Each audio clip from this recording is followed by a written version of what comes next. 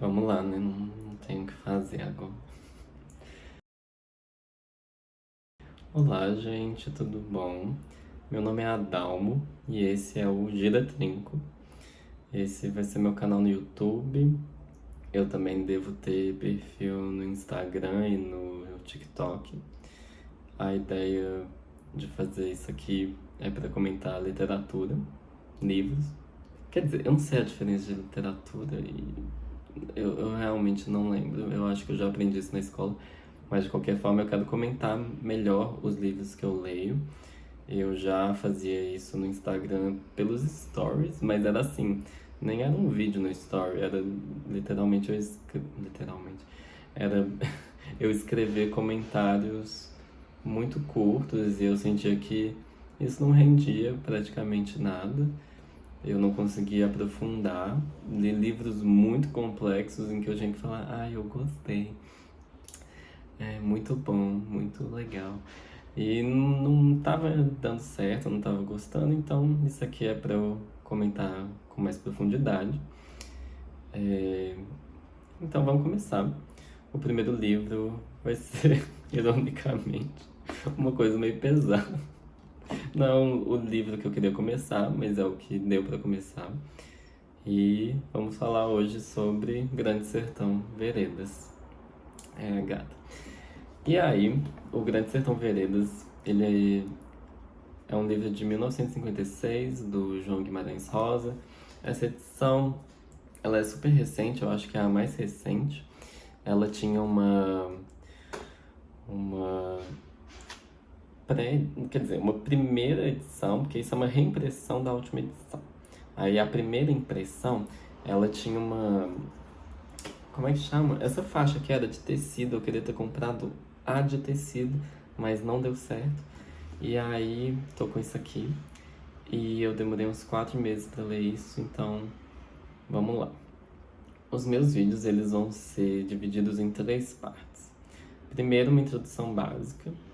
Segundo, uma parte com spoilers bem leves, assim, coisas que acontecem na narrativa, mas que não são centrais, não são acontecimentos relevantes, assim, não atrapalham no seu, sei lá, na surpresa do ler. E, por fim, uma parte com spoilers pesados, com spoilers reais. Então, vamos começar com a parte introdutória, basicamente. Então, vamos lá. Então, esse é um livro que ele já virou minissérie da Globo, com a Bruna Lombardi, eu acho, e com o Tony Ramos. É um livro que já virou série, já virou filme também. Ele é um livro que já foi traduzido para várias línguas e eu acho que isso é meio que loucura, porque esse livro não tem como traduzir, na minha opinião. Eu acho que as traduções devem ser muito ruins, porque seriam anos de trabalho para cada tradução, só para você reinventar as coisas que o Guimarães Rosa fez nesse livro. Porque o que acontece no livro? Eu acho que muita gente sabe que a linguagem dele é muito peculiar, muito particular.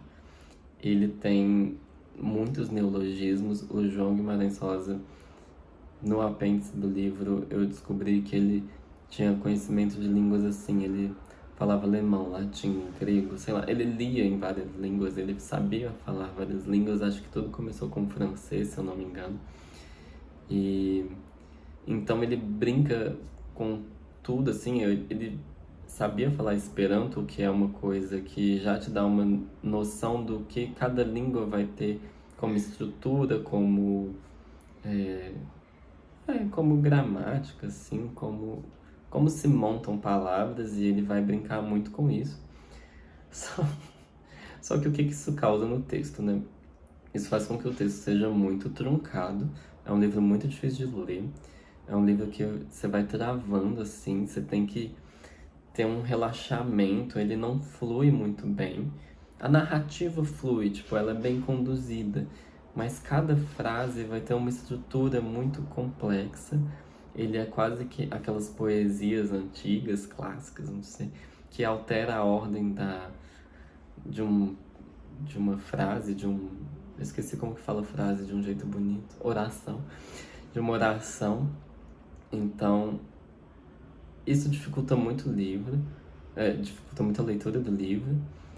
Mas, ao mesmo tempo, é o que faz ele ser o que ele é o que faz ele ser completamente inovador. Ele veio num período em que o modernismo estava em alta e ele veio para quebrar muitas ideias, assim. Era na época do JK e é um livro muito regionalista e que estava voltando para as origens do Brasil, para o interior do Brasil, especialmente Minas Gerais.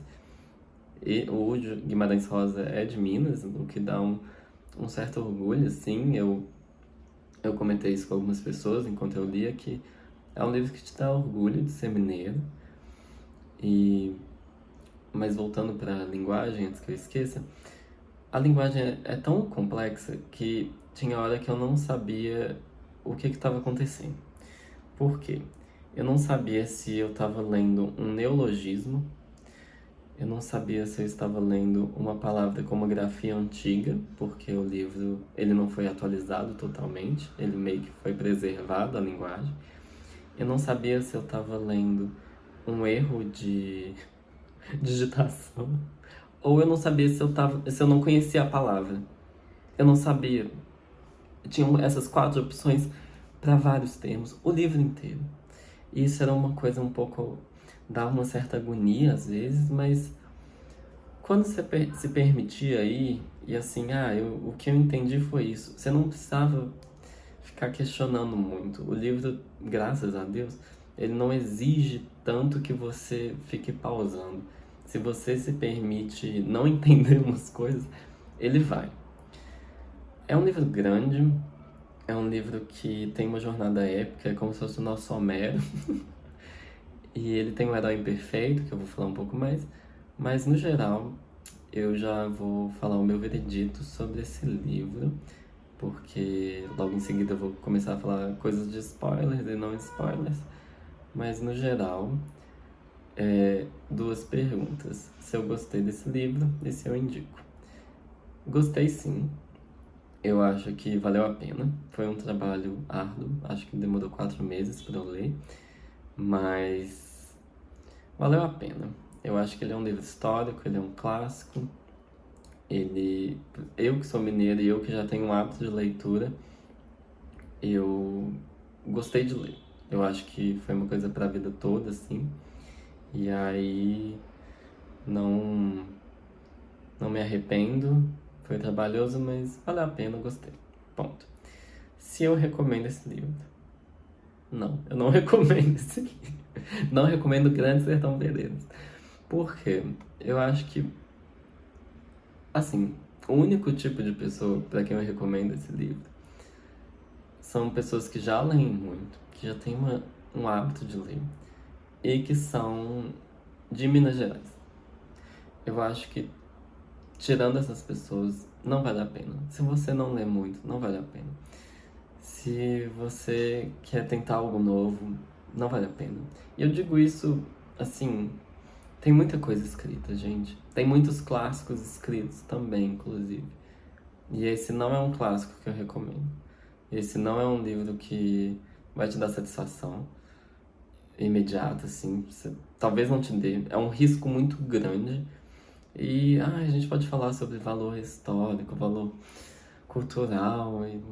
Gente, eu sei que isso não é o que alguém quer ouvir na hora de saber se deve ler um livro ou não. Então, não, eu não recomendo. E tem outros motivos para eu falar isso que eu vou trinchar nas próximas partes desse vídeo. Então, vamos falar um pouco com spoilers. E para quem vai ficar aqui, para quem não vai seguir, porque quer ler, porque ainda insiste, obrigado por ter visto. E vamos seguir em frente. Bem, agora falando com spoilers leves, eu vou falar primeiro sobre Minas Gerais, como que Minas Gerais é retratado. As referências culturais são muito boas, assim, os jogos de baralho, falar sobre truco, falar sobre canastra, falar sobre douradão. E as comidas também, falar sobre rapadura ou falar de quitanda, gente. falar de quitanda pra mim, eu achei surreal. Eu nunca achei que eu ia ler um livro que falasse de quitanda. É uma palavra, pra mim, muito caseira. É uma coisa assim. Meu Deus, eu fiquei muito chocado quando eu li João Guimarães Rosa falando de quitanda em Grande Sertão Veredas. Além de outras comidas também, eu acho que toda grande obra, ela retoma alguns temas humanos muito gerais. E um dos temas humanos mais gerais é comida. A experiência de comer, assim. Até Senhor dos Anéis fala de comida, assim, de um jeito. Tipo, é uma coisa importante no livro. Eu falo de Senhor dos Anéis porque esse livro me lembrou um pouco Senhor dos Anéis também na descrição do espaço. Na descrição do espaço um pouco para preencher a linguiça, na minha opinião, porque eu acho que tem um limite do que as plantas que estão num lugar podem significar, o tipo de árvore. É óbvio que é uma descrição do ambiente, assim, mas de qualquer forma, tipo, uma hora cansa. São 400 páginas em que vai citar o tipo de folha que tem um lugar. E assim, pra mim tanto faz, porque você já se ambientou, você já consegue imaginar, você já visualiza as coisas. E aí é cansativo uma hora a repetição de algumas coisas. Mas de qualquer forma, o espaço também do sertão, ele é interessante no sentido do que é o interior de Minas Gerais, né? Como minha família vem do interior, eu tenho uma breve noção do que tem no norte de Minas. O livro se passa majoritariamente no norte de Minas. E aí, a divisão entre o que é cidade, o que é roça, o que é fazenda, e como essas coisas conversam, é muito bem trabalhada no livro. O Guimarães Rosa, ele viajou, ele fez uma viagem muito doida. Ele viajou, assim, ele pegou uma boiada e ele subiu num burro mesmo e saiu seguindo uma boiada gigante.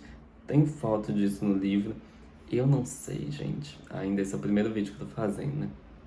Eu não sei o que eu posso falar e o que eu não posso falar. Eu não sei o que eu posso mostrar desse livro. Eu queria até mostrar. Ah, isso eu vou mostrar. Deixa eu achar. Porque esse livro, ele tem umas fotos no final, né? O que eu iria mostrar é uma foto da viagem que ele fez. Eu acho que tem foto dele com os gatos, tem foto dele com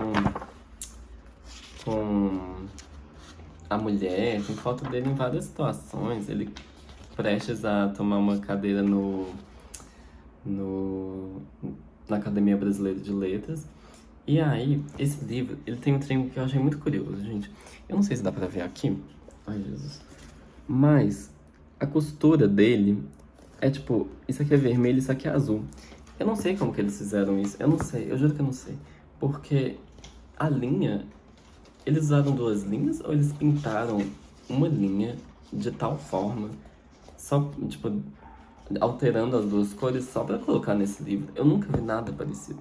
Sempre, sempre, os livros todos que eu li, todos basicamente com a mesma cor de costura. Tirando o livro feito manualmente, mas esse livro é de grande impressão, eu não sei como eles fizeram. Enfim, e aí o Guimarães Rosa, ele fez uma boa pesquisa para esse livro.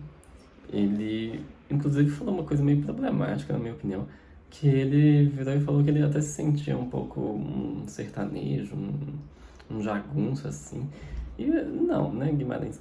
Em vários sentidos, baixa a bola. Eu acho que influenciou também um pouco as histórias que ele ouviu, não só nessa viagem específica que ele fez, que foi meio que atravessando o norte de Minas todo, mas. Ah, não, foi acho que seguindo o Rio São Francisco, uma coisa assim. Mas acho que também como médico, que ele trabalhou como médico um tempo no interior, eu acho que isso foi uma grande fonte de inspiração, assim, para histórias, para toda a oralidade desse livro. Esse livro é muito oral, muito poético e tal. E tem uma coisa melódica, assim, do jeito que o mineiro fala mesmo. Nós mineiros. Sobre essa questão de organização do espaço, a política, ela é uma coisa central nesse livro. Ele é conduzido pelas atitudes dos jagunços e eles seguem uma determinada lei. Eles têm uma lei própria. E aí é muito legal ver como que tem as mudanças de chefes, assim, como que tem os conflitos e o que vale ou não vale, o quanto a palavra de alguém vale. Isso é muito legal. O livro não deixa de ser uma um livro de ação, assim, ele tem muitas batalhas.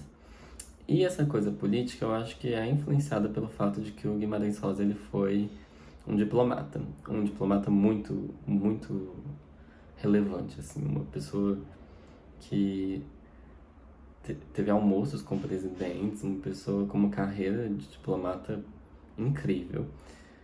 E aí entram algumas questões que eu acho que me fazem ter uma certa dificuldade, que é, tal como toda pessoa que vive uma vida de direito, o Guimarães Rosa era um pouco contraditório. Ele se incomodava com críticas ao governo americano, assim, em encontros de países latino-americanos, quando, tipo, os representantes de Cuba falavam mal do governo americano. Ele se retirou 2 vezes, assim, em 2 ocasiões diferentes da sala. Ele, tipo, renunciou à vice-diretoria do comitê que estava acontecendo, da reunião, da assembleia, por conta dessas críticas. Ao mesmo tempo, o Guimarães Rosa ele foi responsável por dar, por refugiar, é refugiar que fala, tipo, dar refúgio? Ele foi responsável por dar vistos para pessoas que estavam na Alemanha. Ele era, coincidentemente, durante a Segunda Guerra, ele era da Embaixada do Brasil na Alemanha, então ele deu vistos para judeus, para eles virem para o Brasil. Guimarães Rosa salvou vidas. E tem outra questão política que é estranha também, que obviamente essa parte da Segunda Guerra é muito foda. Foi, assim, a Embaixada Brasileira foi bombardeada, uma parte dela foi destruída, então ele esteja ativamente na guerra de alguma forma. Ativamente não, mas ele foi influenciado diretamente pela guerra, mas não machucou nem nada. Ninguém machucou nessa ocasião. Mas, ao mesmo tempo, ele também, por exemplo, almoçou com o Castelo Branco. E se você é um artista, e se você tem um almoço com o ditador em questão, eu acho que tem algum problema nisso. Assim, obviamente tem um problema nisso, mas por ser artista tem um peso maior ainda.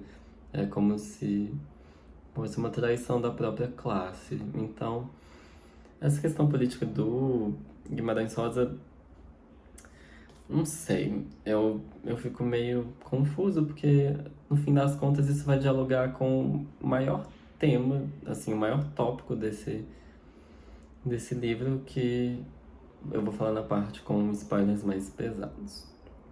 E a última coisa que eu quero falar sobre, em relação a spoilers leves, é como que o Guimarães Rosa vai tratar a questão racial. Ele vai tratar a questão racial de um jeito que... A melhor descrição que eu vi foi de um artigo que eu procurei, assim, tipo, Grande Sertão Veredas, racismo. E apareceu esse artigo, que eu não vou saber citar o nome, mas falava basicamente que os personagens negros de Grande Sertão Veredas, eles são tratados de uma forma muito, tipo, não, tem um quê subhumano, assim, eles são tratados de um modo muito desleixado, de uma forma, tipo, como se eles não valessem, tipo, é diferente. É diferente e eles são inferiorizados. Essa talvez seja a melhor palavra. E é estranho porque o mais complicado é que o livro é narrado do ponto de vista do jagunço Riobaldo, para quem não sabe. E ok, é o ponto de vista do Riobaldo, não é o ponto de vista do Guimarães Rosa. Mas o fato de não ser necessário comentar a raça dessas pessoas negras quando se comenta sobre elas, mas isso acontece, tipo, se faz questão de comentar que elas são negras, mesmo quando não precisa, isso me faz estranhar. E o artigo que eu achei, que eu não cheguei a ler, mas eu deveria ter lido, eu tô pensando agora. O artigo não é sinopse de artigo, mas tipo, no resumo dele, fala. A conclusão do artigo é que o Guimarães Rosa não necessariamente é um autor racista, apesar de que isso é possível, mas que com certeza ele não é antirracista. E eu meio que concordo. Ele não tem nenhum interesse em dialogar com essa causa. É óbvio que isso é uma questão complicada porque o livro é de 1956 e você ser antirracista em 1956, sendo um homem branco cis, hétero, que inclusive existem rumores que ele não seja hétero, mas eu não vou comentar isso. Isso é complicado, tipo, isso não facilita muito a vida de ninguém, assim, mas eu precisava comentar porque são comentários que durante o livro me incomodaram. E aí, com isso meio que reforça um pouco o motivo de eu não recomendar o livro, mas assim, não são uns 5 comentários pontuais que acontecem durante um livro de 400 páginas, então não impede nada, tipo, não chega a ser tão forte, honestamente. Mas ok. Ok, com isso eu termino a segunda parte, agora a gente vai passar para os spoilers pesados. Ok, agora falando sobre os dois últimos tópicos que eu quero comentar, porque esse vídeo já tá maior do que eu imaginei, mas também é um livro muito complexo, que traz um universo muito bem criado e com muitos detalhes. Então, o primeiro tópico dessa última parte é a questão da religião e a questão das reflexões filosóficas que o personagem principal, que é o Riobaldo, vai trazer. A questão religiosa, ela vai dialogar com com as reflexões filosóficas no seguinte sentido. O Riobaldo, ele acredita, tipo, ele questiona muito se Deus existe, se o diabo existe, o que é a vida, o que é o bem e o mal, e como o bem estaria em Deus e o mal no diabo, mas mas tem uma brincadeira com essas coisas. Por quê? Porque ele questiona sobre o bem e o mal no sentido de quem você é. Ele questiona se o mal está dentro de nós ou se, tipo, o diabo, ele entra na gente e ele se manifesta pela gente com esse mal. O que é meio assim, o mal tá no homem, o mal é ensinado, são todas as reflexões clássicas que a gente aprende no ensino médio, pro Enem, pra, tipo, sei lá, sobre Rousseau, sobre todas essas teorias do homem, o lobo do homem. Isso tudo é trazido de uma forma muito interessante porque é um jagunço. Mas é um jagunço, o Reobaldo, ele é um jagunço meio estudado, tipo, inclusive ele meio que entrou na vida de jagunço porque ele dava aula, eu meio que tô esquecendo umas coisas desse livro já, mas ele meio que dava aula pra alguém que também entrou na jagunçagem e tipo, e aí ele meio que caiu nesse mundo sem querer, então ele não é um jagunço no sentido mais clássico da coisa, porque a maioria deles são homens do interior que, tipo, a jagunçagem vira é uma opção de vida que acontece, não é um acaso, é uma coisa mais fácil de acontecer. Enfim, eu tô me delongando, mas o que importa? O que importa é que é muito legal a parte que o Riobaldo ele questiona se ele foi possuído ou não, e que ele realmente muda de atitude. E não dá pra saber se é um jeito agressivo que ele passa a ter, que ele quer se impor, dado que ele vai passar a ser líder dos jagunços em um momento. Ele vai ser o último líder no livro, na segunda metade do livro praticamente. E quando ele tá nessa posição de poder, ele tem uma mudança de atitude que, ao meu ver, seria natural, assim, uma coisa mais impositiva, uma coisa mais eu tomo as decisões, vocês vão me respeitar, eu tenho que mostrar que eu vou ser respeitado usando violência, porque os jagunços não, não vão ter dó de mim, assim. Mas ele meio. Tem o dia, a noite da cerimônia em que ele meio que faz um pacto com o diabo.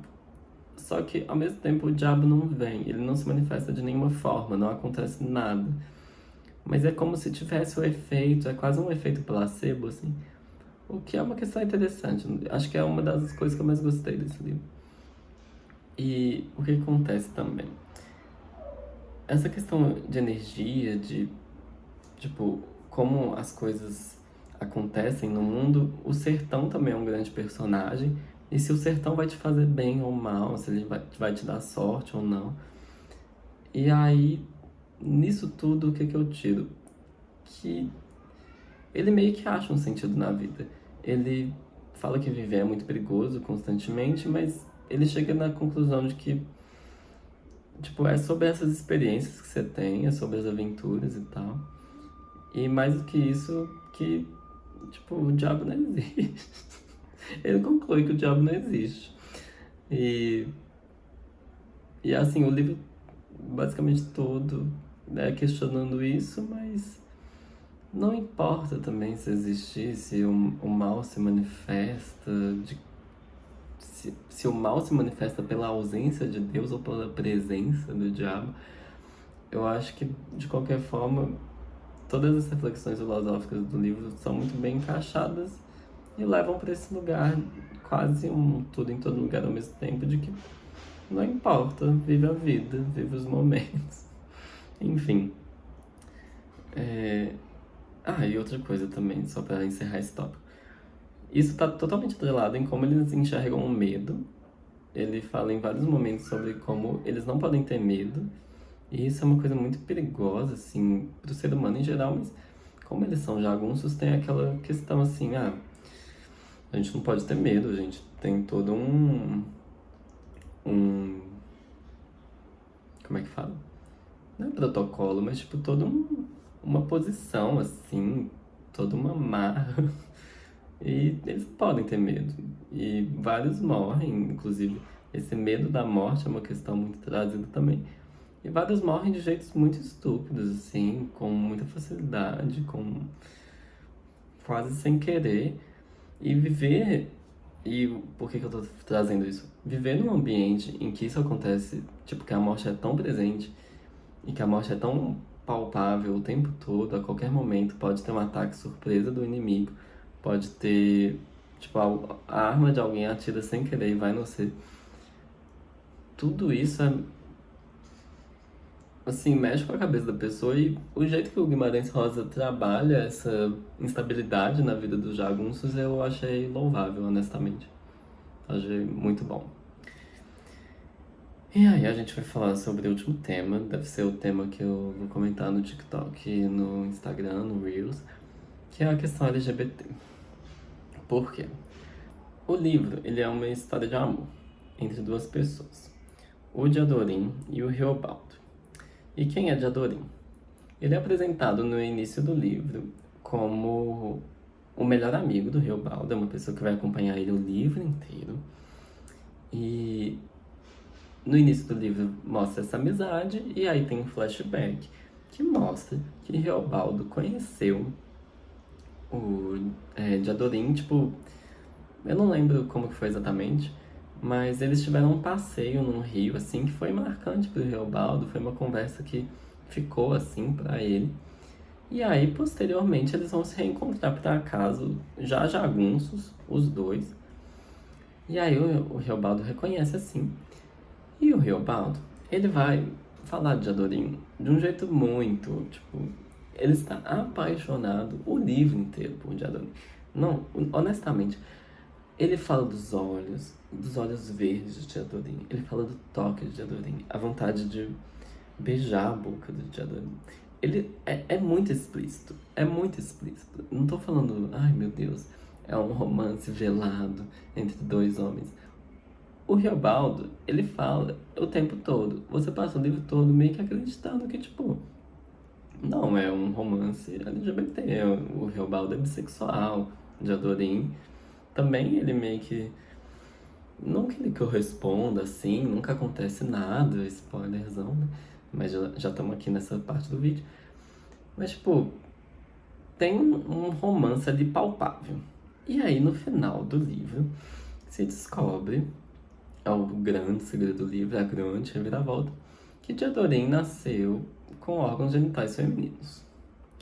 Mas o que é complexo aqui? Que eu não sei dizer se Diadorim é trans.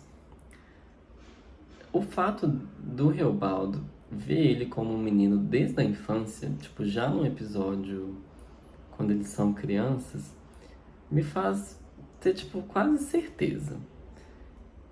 E assim, pra época, 1956, o livro foi publicado. Ele foi escrito um pouco antes, né? Uns anos antes, assim, uns 2 anos anteriormente.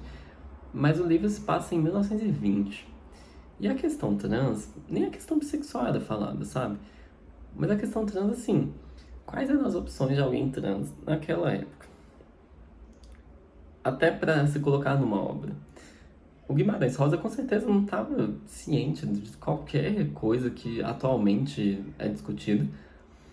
Mas, na minha cabeça, Diadorim é um homem trans, o que faz com que Riobaldo seja um homem cis, bissexual.